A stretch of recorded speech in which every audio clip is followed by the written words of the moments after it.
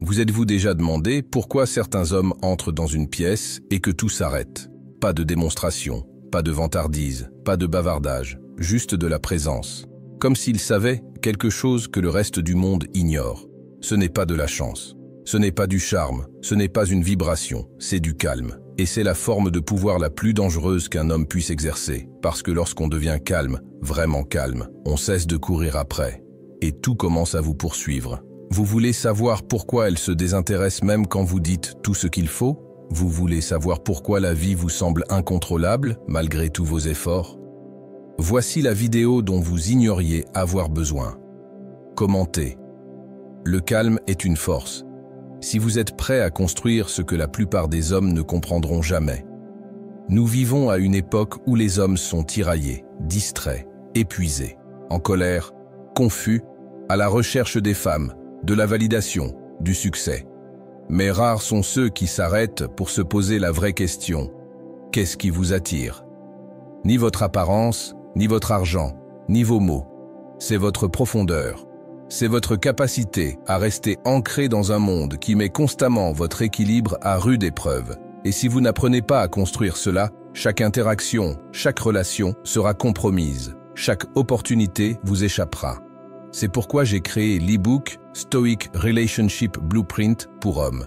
Ce n'est pas un simple e-book, c'est le guide discret des hommes les plus rares, ceux qui mènent des relations sans jamais élever la voix. Le guide pour construire une fidélité durable, le respect et une attirance irrésistible sans jamais courir après. Les hommes qui l'ont lu se transforment, et pas seulement en relations amoureuses, mais dans leur façon de vivre. Mais ce savoir n'est pas accessible à tous, et pour préserver son pouvoir, il ne restera pas longtemps accessible au public. Numéro 1. On ne peut pas faire semblant d'être calme. On peut porter la plus belle montre du monde. On peut conduire la voiture la plus rapide. On peut mémoriser chaque phrase brillante de chaque livre sur la façon d'être de grande valeur. Mais quand la vie frappe à votre porte à minuit, avec un problème qui ébranle les murs de votre confiance, et elle vous regarde cherchant dans vos yeux quelque chose de stable, à quoi vous accrocher, vous apprendrez vite que vous ne pouvez pas faire semblant d'être calme. Le calme ne se trouve pas dans les choses. Il n'est pas dans votre flexion, ce n'est pas dans votre posture. C'est dans votre âme, c'est dans votre souffle, c'est dans votre présence, toujours contrôlée. Quand tout semble s'effondrer, chaque homme atteint un point de rupture, où il expose les failles de ses fondations, ou prouve que ses racines sont profondes.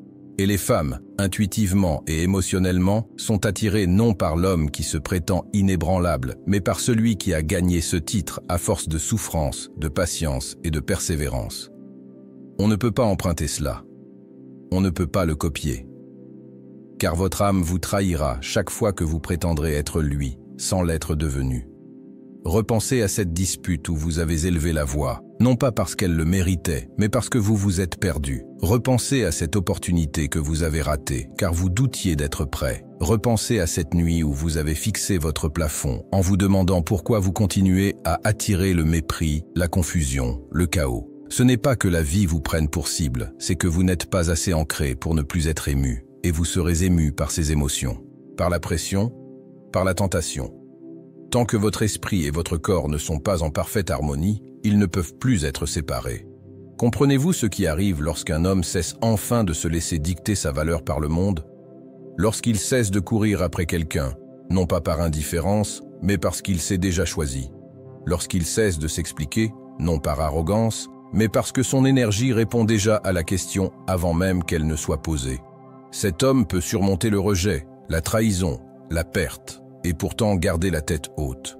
Non pas par engourdissement, mais parce qu'il est concentré, parce qu'il est bâti sur quelque chose de plus fort que l'approbation. Et si vous n'avez pas encore construit cela, vous n'êtes pas en retard, mais vous êtes vulnérable. Vulnérable à la manipulation, à la distraction, aux femmes qui prétendent vous respecter, jusqu'à ce qu'elles découvrent qu'elles peuvent vous émouvoir d'un seul soupir. Des opportunités qui s'évanouissent aux moindres hésitations. Alors, comment cesser de feindre le calme et commencer à en vivre pleinement? Commencez à vous réveiller avant le monde. Entraînez votre corps jusqu'à ce que la douleur devienne un bruit de fond. Vous restez assis dans l'inconfort sans vous plaindre. Chaque soir, vous tenez un journal et vous vous forcez à écrire. Vous vous fixez des limites, pas seulement aux autres. Faites de l'inconfort votre terrain d'entraînement pas une chose que vous fuyez. Tu la regardes dans les yeux quand elle te teste et tu ne bronches pas. Non pas pour la dominer, mais pour lui montrer qu'il y a en toi quelque chose de plus stable que le chaos qu'elle apporte. Et ce genre d'homme devient rare. Et ce qui est rare devient désirable. Car le vrai calme n'élève pas la voix. Il ne court pas après. Il ne prouve rien. Il existe, tout simplement. Et tout autour de lui se met à graviter autour de sa force. Numéro 2. Les hommes silencieux parlent plus fort. Il existe un autre type de volume sonore auquel le monde n'est pas habitué. Ce n'est pas dans les cris, ce n'est pas dans les explications, ce n'est pas dans le fait de remplir l'espace. C'est la présence d'un homme qui entre dans la pièce et ne dit absolument rien. Et pourtant, chacun sent l'air changer. Il ne cherche pas à impressionner, il ne cherche pas à être reconnu. Il ne cherche pas désespérément à être vu, car il sait vraiment, que lorsqu'un homme porte un poids réel en lui, il n'a pas besoin de l'exprimer. Son calme, sa détermination, sa conviction sont si indéniables que les gens l'écoutent instinctivement, avant même qu'il n'ouvre la bouche. Pensez-y. Pensez à la dernière fois où quelqu'un est passé devant vous et que vous avez su, sans crier gare. Sans un mot, il n'était pas ordinaire. Peut-être était-ce son comportement. Peut-être était-ce sa concentration, son calme, son absence totale de recherche d'approbation. Ce n'était pas de la chance. Ce n'était pas un statut. C'était un homme qui avait passé des années dans l'ombre à se construire jusqu'à ne plus avoir besoin d'exiger le respect. Il l'imposait par sa seule essence. Et ça se sentait. On sait quand on est en présence d'un homme qui se fiche qu'on soit d'accord avec lui, car sa vérité est indiscutable. Cet homme peut rester assis tranquillement dans une pièce et mettre tout le monde mal à l'aise, non pas par agressivité, mais parce qu'il est lui-même sans complexe. Dans une culture obsédée par le partage excessif, les publications excessives et les discours excessifs, il choisit de maîtriser son énergie. Il choisit de ne parler que lorsqu'elle s'intensifie et non lorsqu'elle distrait. Il parle lentement, avec des pauses, non pas pour manipuler, mais parce que ses mots ont du poids, et que le poids se déplace différemment. Voulez-vous devenir cet homme? Alors cessez de remplir l'espace pour vous sentir digne. Cessez de courir après les réactions. Cessez d'utiliser la conversation comme une arme pour attirer l'attention. Votre voix devient puissante lorsqu'elle ne véhicule plus le désespoir. Votre langage corporel devient magnétique lorsqu'il ne manifeste plus le besoin. Votre énergie devient une force gravitationnelle lorsque vous avez accompli le travail intérieur pour vivre en harmonie avec elle. Parlez avec votre présence avant même de parler avec votre voix. Et en construisant cette présence, vous assumez la responsabilité de chaque mot que vous dites. Vous cessez de commérage, vous cessez de mentir, vous cessez de vous justifier chaque fois qu'on vous questionne. Vous laissez vos valeurs parler avant votre voix. Vous maintenez le contact visuel et laissez les gens ressentir votre profondeur. Non pas par intimidation, mais parce que vous avez affronté vos ombres et qu'elles travaillent désormais pour vous et non contre vous. Les femmes n'ont pas soif de mots, elles ont soif de certitude. Elles désirent l'homme qui ne trébuche pas sur sa vérité, qui ne bronche pas lorsqu'elle le met à l'épreuve. Elles désirent l'homme dont le silence dit « J'ai déjà décidé qui je suis ». Et une fois que vous devenez cela, vous devenez inoubliable, non pas parce que vous avez essayé de l'être, mais parce que vous avez osé construire ce que la plupart des hommes ignorent, même qu'il leur manque. Alors, parlez moins, soyez plus significatif, et rappelez-vous que la salle la plus bruyante est souvent dirigée par l'homme le plus silencieux. Numéro 3. Le calme est son déclencheur émotionnel. Elle ne tombe pas amoureuse de votre ambition. Elle ne s'engage pas à cause de votre apparence, de votre dynamisme ou de la façon dont vous parlez de vos projets. Ce qui la touche plus profondément que l'attirance, ce qui l'ancre dans la loyauté, c'est ce qu'elle ressent lorsque tout s'écroule et qu'elle vous voit tenir le coup sans avoir besoin de dominer, sans avoir besoin de fuir, sans sombrer dans la confusion. Son âme est programmée non pas pour la perfection, mais pour la clarté. Elle est biologiquement programmée pour rechercher la stabilité face au chaos émotionnel. Et lorsqu'elle vous met à l'épreuve, oui, des tests, car toute femme profonde en fera. Elle ne cherche pas à gagner une dispute ou à apaiser ses sentiments. Elle essaie de sentir si vous pouvez supporter la pression de sa réalité sans broncher. C'est pourquoi vous pouvez être un homme plein de charme, d'intelligence et même de ressources, et pourtant la perdre parce qu'en une fraction de seconde, par faiblesse réactive, en défendant au lieu de diriger, en plaidant au lieu de marquer une pause, vous avez confirmé ce qu'elle craignait. que votre force est circonstancielle, non fondamentale. Alors elle se retire, elle questionne, elle attise l'attention, non pas pour vous détruire, mais pour voir si vos racines sont réelles. Et dans ces moments-là, quand vous commencez à élever la voix, quand votre respiration change, quand vos mots trébuchent parce que vous avez peur de ce qu'elle pourrait faire, dire ou penser, vous ne dirigez plus, vous courez après. Et les femmes ne restent pas là où elles pensent être celles qui dirigent vos réactions. Ils veulent sentir votre stabilité lorsqu'ils sont dépassés. Ils veulent sentir votre direction lorsqu'ils ont perdu la leur. Ils veulent capituler, non par faiblesse, mais parce que votre présence leur offre la sécurité nécessaire pour s'adoucir. Mais voici la vérité dérangeante que la plupart des hommes refusent d'admettre. On nous a appris à parler quand il faut écouter, à résoudre quand il faut comprendre, à paniquer quand il faut s'arrêter. Et tant que vous n'aurez pas désappris cela, vous continuerez à attirer le chaos au lieu de créer des liens. Elle n'est pas contre vous. Elle recherche en vous quelque chose d'inébranlable, quelque chose qui ne vienne ni de la manipulation, ni du statut, ni des paroles en l'air. Cela vient de la profondeur, d'un homme qui a passé du temps à réfléchir, qui a appris à gérer son poids émotionnel sans le rejeter sur les autres.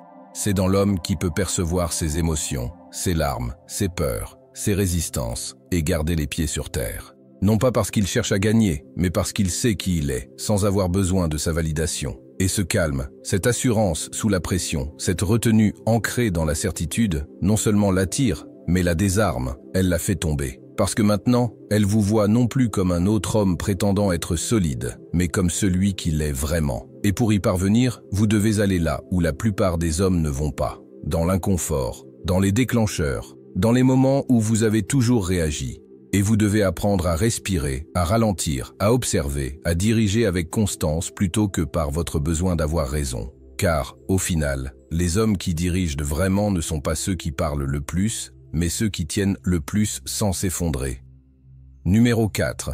L'absence de réaction équivaut à un contrôle maximal. Chaque réaction incontrôlable vous fait perdre votre pouvoir. Chaque texto envoyé par peur, chaque argument avancé sans clarté, chaque émotion dictée par vos mots, vous perdez du terrain.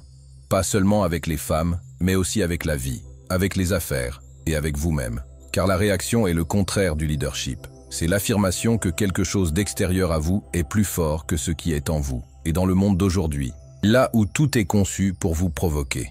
Les publicités qui exploitent vos insécurités, les opinions qui attisent votre fierté, les gens qui vous mettent à rude épreuve juste pour voir ce que vous allez faire.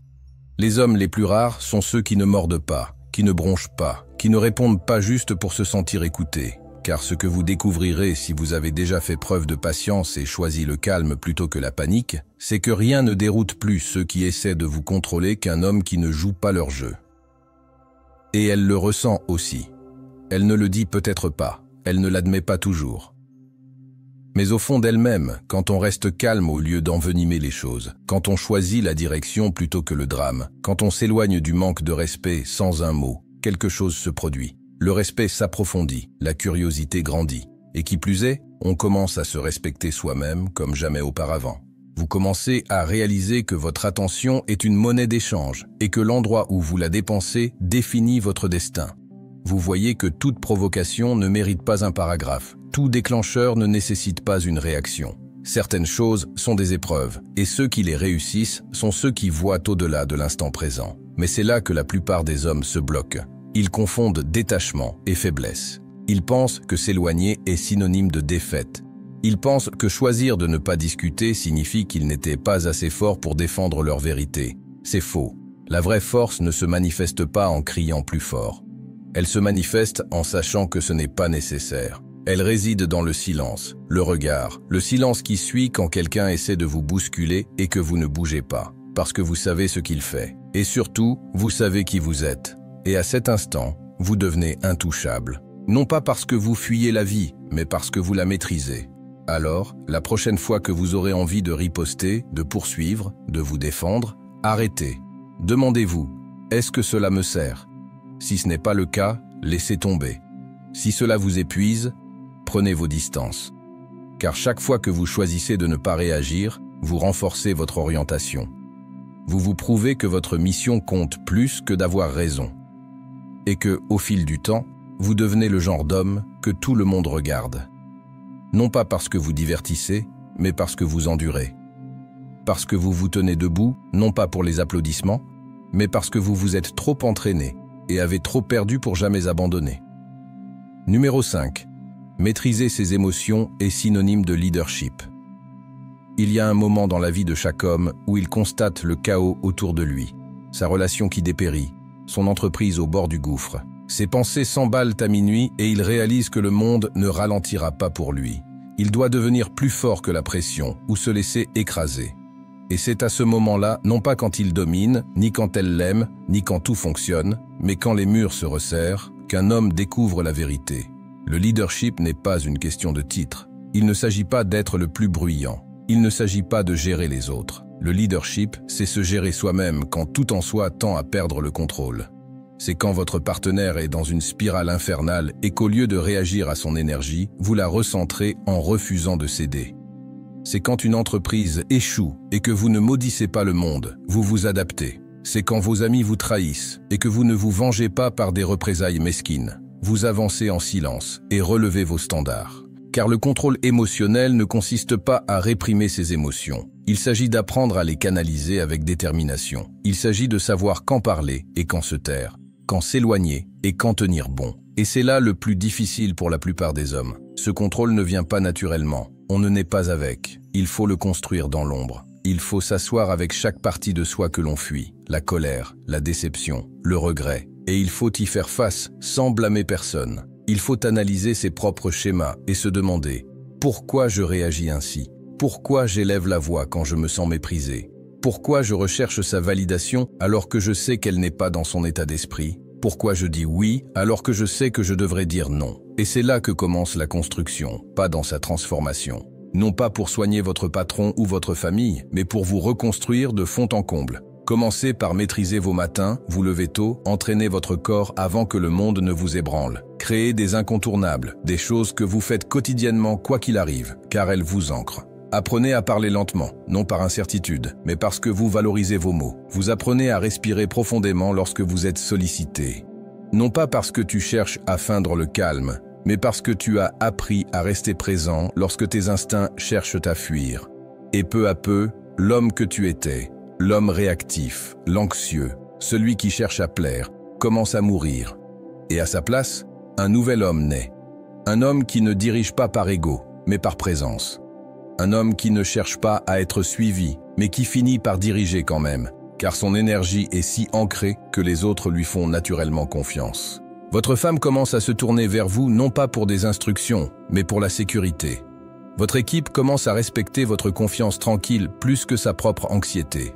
Vos enfants voient en vous ce qu'aucun professeur ne pourrait jamais offrir. Un exemple de comment rester ancré quand la vie ne va pas comme vous le souhaitez. Car c'est ça, le vrai leadership. Pas seulement la capacité de guider les autres, mais aussi celle de se guider soi-même à travers les épreuves sans se perdre. Numéro 6. Le calme tue le chaos. Il existe une paix intérieure que le bruit, les jeux, les changements soudains ne peuvent ébranler. Et lorsqu'un homme vit à ce niveau, tout autour de lui s'harmonise ou disparaît. Et la vérité, c'est que la plupart de ceux qui vous entourent en ce moment, chaque dispute, chaque faux ami, chaque poussée émotionnelle n'est pas une véritable connexion. C'est du bruit qui essaie de voir s'il peut vous ébranler. Parce que la vie ne respecte pas votre potentiel. Elle met votre discipline à l'épreuve. Et les seuls hommes qui survivent à l'épreuve sont ceux qui cessent de chercher la paix chez les autres et commencent à la construire en eux. Elle ne veut pas que vous criez en retour quand elle vous pousse. Elle ne veut pas que vous vous effondriez quand les choses tournent mal. Elle veut voir si vous êtes bien celui que vous prétendez être, si votre force est réelle. Non pas parce que vous n'avez jamais été mis à l'épreuve, mais parce que vous l'avez été et que vous avez choisi de ne pas céder. Et si ce calme est si rare, c'est parce qu'il doit se construire couche par couche, tandis que chacun cherche des raccourcis. Il commence la première fois que vous vous asseyez dans la douleur sans l'engourdir. Il s'approfondit lorsque vous maintenez votre position dans une conversation sans élever la voix. Il se durcit lorsque vous lui dites non, non par cruauté, mais par lucidité. C'est lorsque vous choisissez de quitter une pièce où votre valeur n'est pas reconnue. Non pas pour punir qui que ce soit, mais pour préserver votre paix intérieure. Et c'est là que le chaos perd son emprise, que vous cessez d'avoir besoin d'être compris et que vous vous enracinez profondément dans votre propre compréhension. Imaginez-vous confronté à une situation qui vous perturbait autrefois, une saute d'humeur féminine, une attaque passive-agressive, une trahison. Et au lieu de réagir, vous respirez, vous observez, vous laissez la situation vous traverser comme le vent à travers les montagnes. Et à ce moment-là, non seulement vous réagissez différemment, mais vous êtes devenu différent. Votre femme commence à vous observer davantage. Elle ne sait pas pourquoi, mais elle est profondément attirée par vous. Car désormais, votre calme n'est plus une humeur, c'est votre identité. Et le monde commence à vous traiter comme un homme inflexible, parce que vous l'avez démontré à maintes reprises. Vous avez appris à votre entourage que rien n'a plus de valeur pour vous que votre paix intérieure. Et tout ce qui le méprise sera accueilli, non par la rage, mais par une sortie silencieuse. Et c'est terrifiant pour ceux qui ne peuvent vous contrôler. C'est magnétique pour ceux qui recherchent la force. Et surtout, c'est un changement de vie. Car désormais, vous ne faites plus que survivre à votre chaos. Vous l'avez rendu inutile. Et l'homme qui peut faire cela, il n'attire pas seulement le meilleur, il vit mieux. Il commande davantage. Non pas par la force, mais par l'harmonie. Car lorsqu'un homme devient calme dans un monde accro au bruit, il devient intouchable. Numéro 7. Le calme crée une attirance durable. Il existe une sorte de pouvoir qui n'atteint pas son apogée au premier rendez-vous, ne s'affaiblit pas après la première dispute et ne disparaît pas lorsque la vie met votre emprise à rude épreuve. Et ce pouvoir, celui dont les femmes se souviennent des années plus tard, même après votre départ, l'attirance ne repose ni sur le charme, ni sur l'apparence, ni sur l'excitation passagère d'une alchimie. Elle repose sur quelque chose de bien plus profond. Votre capacité à rester profondément ancré dans votre personnalité au fil du temps, des conflits, des changements et des résistances. Parce que l'attirance à court terme est facile. N'importe quel homme peut acheter des fleurs, tenir des propos justes, faire semblant d'être calme pendant quelques jours, voire quelques semaines. Mais qu'est-ce qui fait qu'une femme vous regarde différemment après 10 ans de relation? Qu'est-ce qui la pousse à vous respecter quand elle est en colère? Qu'est-ce qui la pousse à vous désirer même quand la vie lui paraît difficile? Est-ce votre constance à être le même homme qu'elle a rencontré au premier jour, mais plus profond, plus fort, plus raffiné? Et pour y parvenir, vous devez cesser de vivre dans les hauts et les bas émotionnels qui détruisent la plupart des hommes. Vous devez devenir l'homme qui ne regarde pas quand tout va bien et s'effondrer quand ils ne le sont pas. Tu dois apprendre à vivre selon tes principes et non selon tes sentiments, à rester celle que tu prétends être, même dans les moments difficiles, surtout dans les moments difficiles, car rien ne renforce la confiance comme la constance. Rien ne renforce la profondeur comme la retenue. Et rien ne crée une attirance durable comme un homme qui n'a jamais besoin d'élever la voix pour lui rappeler qui il est. Elle n'a pas besoin d'être impressionnée. Elle a besoin d'être ancrée. Et elle n'a pas besoin d'un homme réactif. Elle a besoin d'un homme qui la tient à distance, qui la tient à la vérité, qui a une vision, qui a des valeurs. Et ce genre d'homme n'a pas besoin de la conquérir constamment. Il devient simplement l'espace où sa féminité peut se reposer sans crainte. Mais cet espace doit se mériter. Il doit se forger à travers les choix que l'on fait quand personne ne regarde. Quand elle est distante et que l'on choisit la patience plutôt que la panique. Quand on est incompris et qu'on choisit la clarté plutôt que de prouver, quand on est mis à l'épreuve et qu'on choisit le calme plutôt que de se démener. Et ces moments sont le véritable test, non pas les grands gestes, ni les voyages coûteux, mais les actes simples, souvent invisibles, d'une force ancrée dans la réalité, qui lui montre que vous n'êtes pas là pour la contrôler. Vous êtes là pour diriger avec calme, sans ego, sans bruit.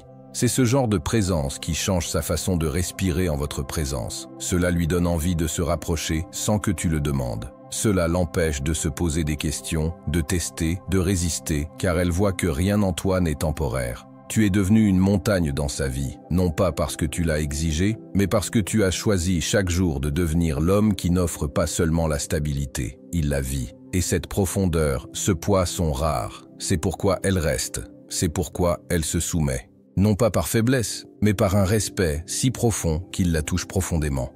Car l'homme qui s'apaise avec le temps devient irrésistible, non seulement au lit, mais aussi en personne, non seulement dans les moments agréables, mais aussi dans les moments difficiles.